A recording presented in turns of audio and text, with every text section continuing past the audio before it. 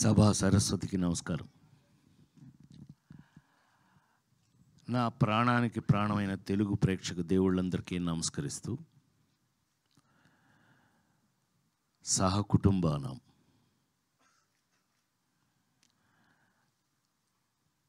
Padmashri doctor Brahmanandam గారు మాట్లాడిన తర్వాత నాలాంటి వాళ్ళు మాట్లాడటం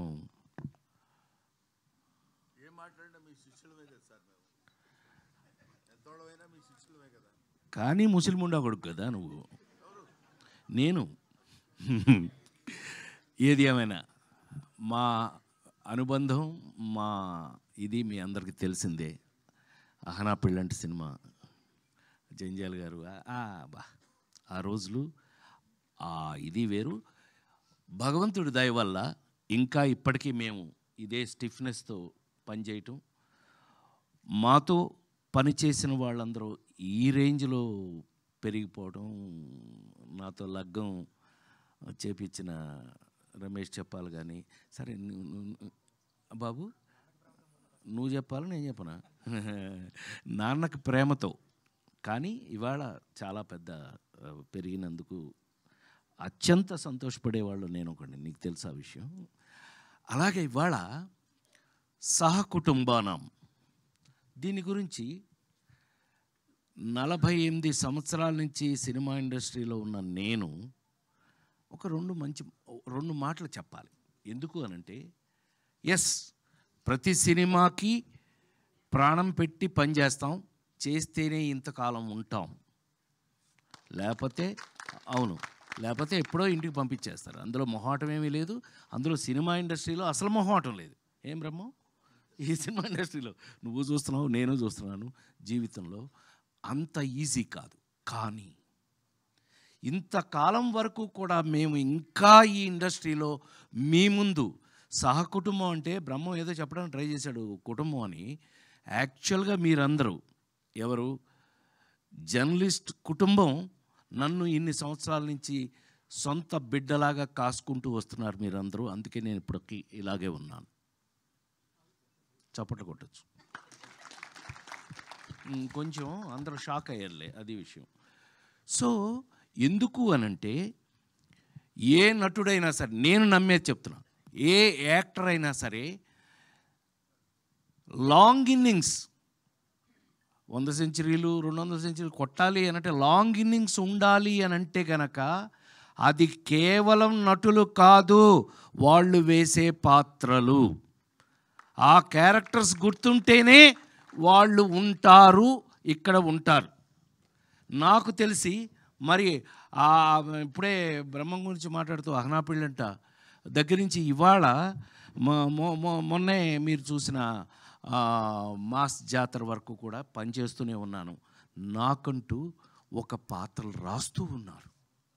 నేను ఎక్కడ ఏంటి చాలా ఆశ్చర్యపోతారు మీరు కొన్ని విషయాలు చెప్తే మీరు ఆశ్చర్యపోతారు. నాకే ఆశ్చర్యంగా ఉంటుంది ఒక్కోసారి. నిజమైనా మనం ఇది చేసామా? లేడీస్ టైలర్ల దగ్గర నుంచి కొన్ని సినిమాలు చేశాక, నేను కృష్ణా జిల్లా వాడిని, మీకు తెలుసు కదా. ఇంటికి వెళ్తే అమ్మ చిన్నప్పుడే చనిపోయింది కదా, మా అక్కాయిలు పెంచారు నన్ను. రేయ్ రాజా భోజనానికి రెడీ దా అంటే అన్నాను. ఏంట్రా సచ్చినాడా అంది మా అక్కాయి. ఏంట్రా అంటే అది గోదావరిలు. వంశీ నాకు నేర్పి ఆయిల్ అంటే ఆ ప్రాంతం వాడిని అయిపోయాను. మొన్నే మా రమేష్ చెప్పాల పుణ్యమా అని చెప్పి లగ్గం అని ఒక సినిమా చేశాను, దాంతో తెలంగాణ వాడిని అయిపోయాను. మీకు విషయం తెలుసో లేదో, ఇవాళ నేను ఎంత తెలంగాణ వాడిని అయ్యాను అని అంటే కనుక, కాంతారావు గారి పేరు మీద అవార్డు పెడితే ఆ అవార్డుకి నన్ను సెలెక్ట్ చేశారు. అంటే thank you very much, thank you. దానికోసం చెప్తున్నాను.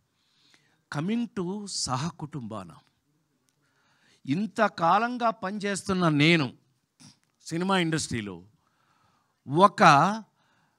ఎప్పుడు కొత్త కథ కొత్త పాత్ర వచ్చినా అది షాకింగ్గానే ఉంటుంది నాకు.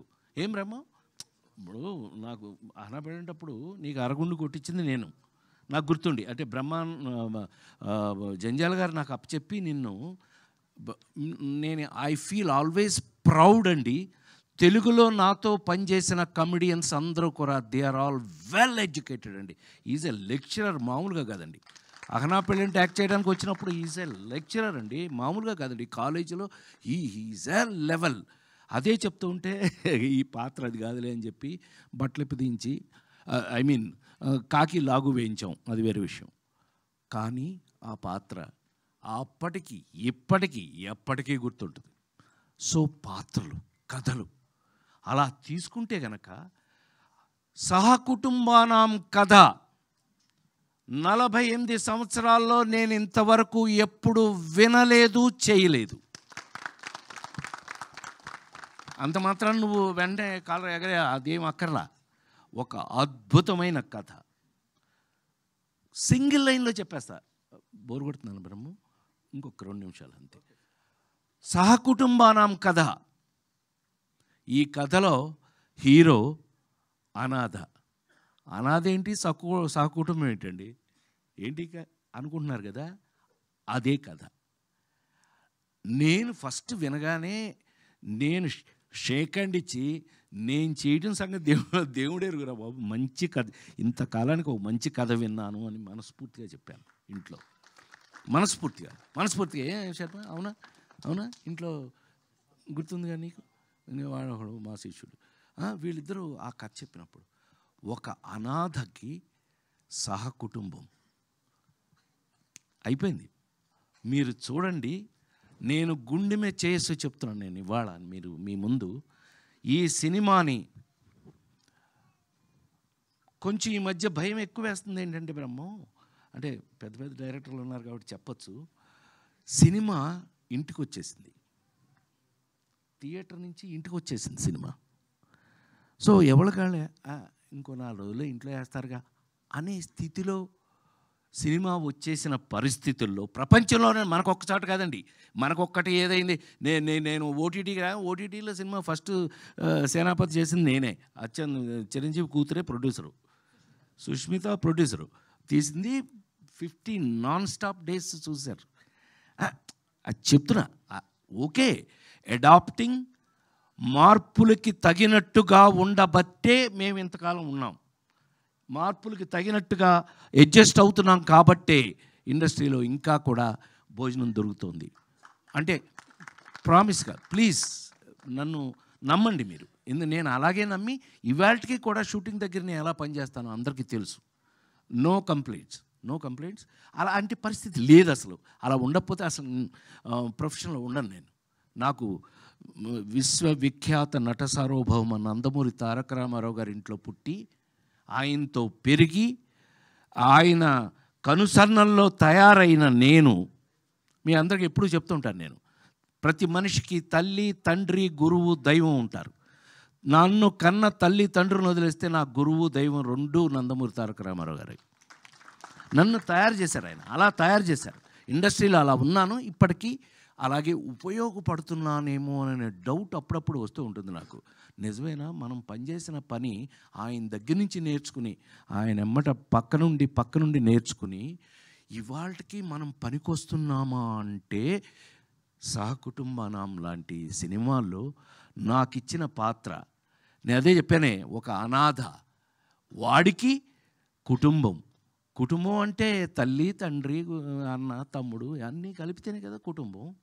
ఈ సినిమాలో నేను తండ్రిని. ఎలా తండ్రిని అయ్యాను ఏంటి, అది కామెడీయా, సీరియసా? ఆ 4 సినిమాలు చూసిన మీ అందరూ మన రాజేంద్ర ప్రసాద్ గారు ఏదైనా చేసేస్తాడే, అలా కాదు, మా బ్రహ్మం చెప్పినట్టు అలా కాదు. కానీ ఛాలెంజ్లు ఉన్నాయి ఇందులో. ఇప్పుడు బ్రహ్మం వచ్చాడు అని అంటే ఒక బ్రాండ్. బ్రహ్మం వచ్చాడు అనగానే బాట్ మేడం థియేటరు.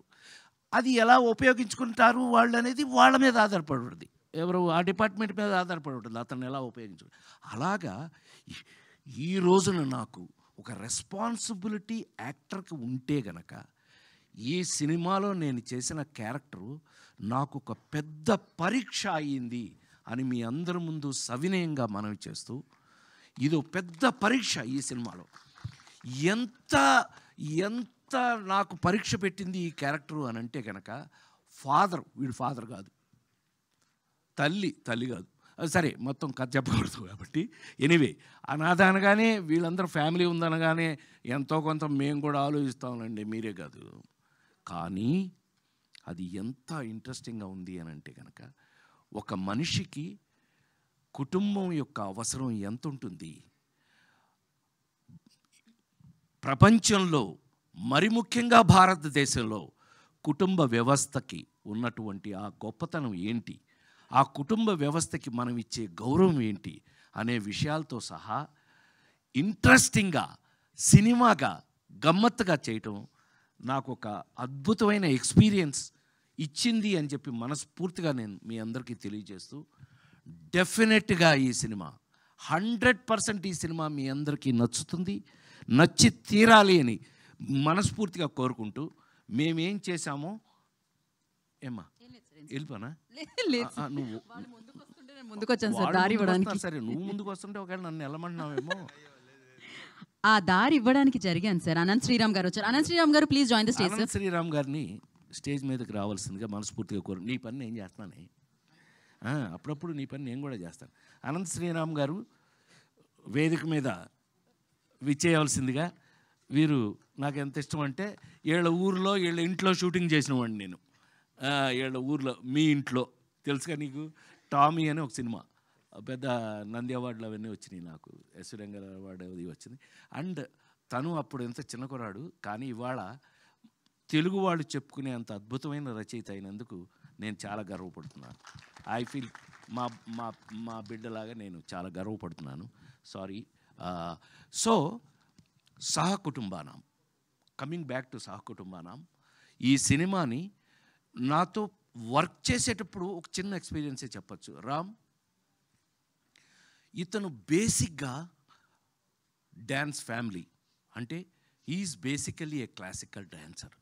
ఇతను ఆ శివుడు అది చేసి చూపించినప్పుడు ఓ మై గాడ్ అని మీకు మీ అందరికీ ఐడియా ఉండి ఉంటుంది. బట్ నా తరఫున నటుడుగా చెప్పాలి అని అంటే కనుక, మేము ఎట్లాగైతే ఫిల్మ్ ఇన్స్టిట్యూట్లో చదువుకుని నేను గోల్డ్ మెడల్ తీసుకుని నేను ఆథెంటిక్ యాక్టర్ని ఎలా అని మా బ్రహ్మం చెప్పాడో, అట్లాగే డ్యాన్సర్గా ఆ ఎక్స్ప్రెషన్స్ అది కానీ ఈ సినిమాలో పాటలు అవి చేయటం చాలా మామూలు అయిపోయింది అతను. కానీ మిగతావి నాకు సంతోషం కలిగించిన విషయం ఏంటంటే, బ్రహ్మం వర్క్ చేసేటప్పుడు తను వచ్చి, సార్ ఇక్కడ ఎలా ఎలా చేయాలో మీరు పిచ్చోడా నన్ను అడుగుతామండి, నాకు తెలియదు, డైరెక్టర్ గారిని అడగమన్నా, డైరెక్టర్ గారే చెప్పారండి మిమ్మల్ని అడగమని అన్నాడు అని.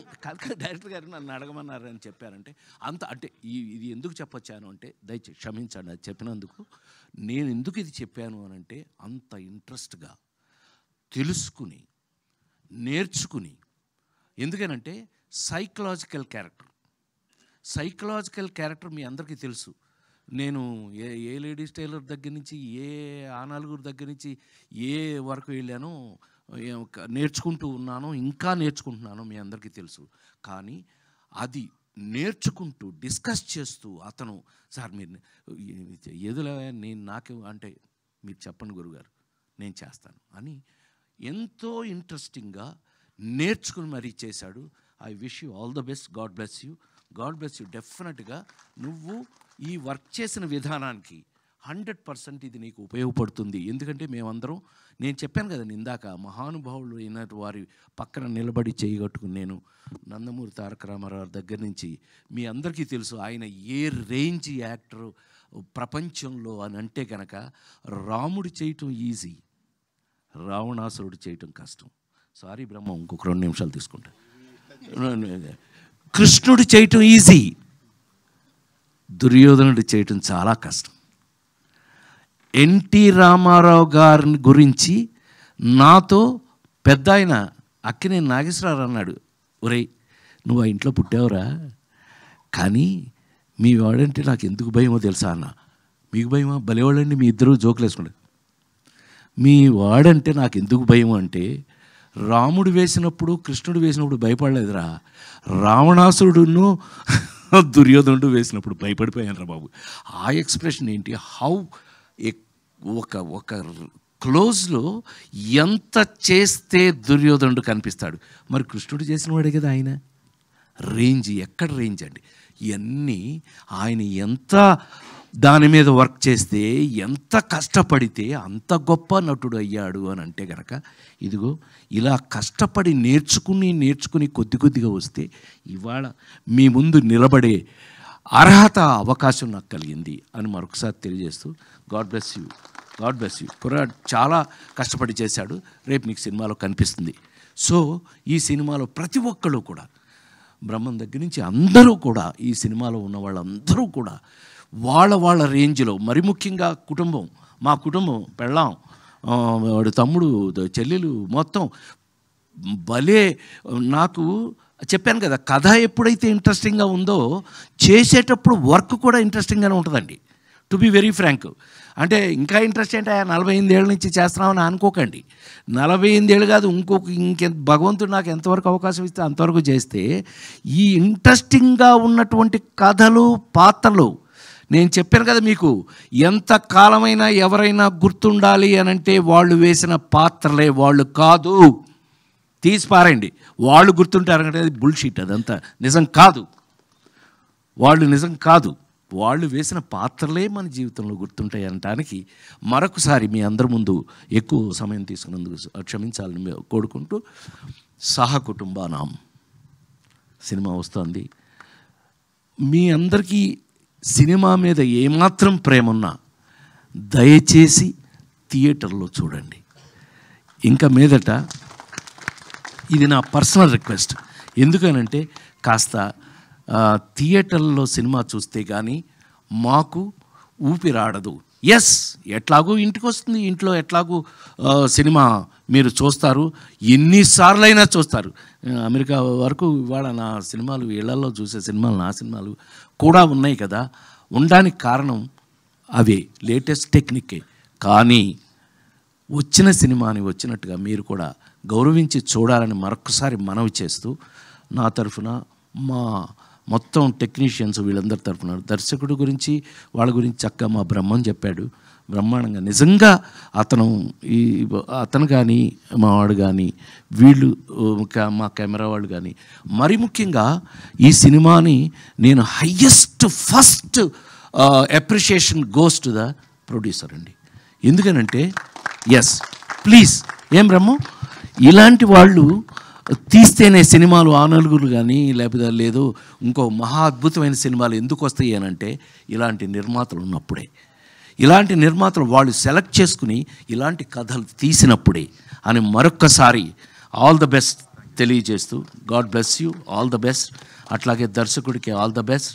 ఎందుకంటే ఈ విధంగా వెళితేనే ముందుకి నెక్స్ట్ తరానికి ఉపయోగపడే 4 మంచి సినిమాలు మిగులుతాయని నమ్మిన వాళ్ళల్లో, పనిచేస్తున్న వాళ్ళలో ఒకడుగా మీ ముందు మీ రాజేంద్ర ప్రసాద్గా.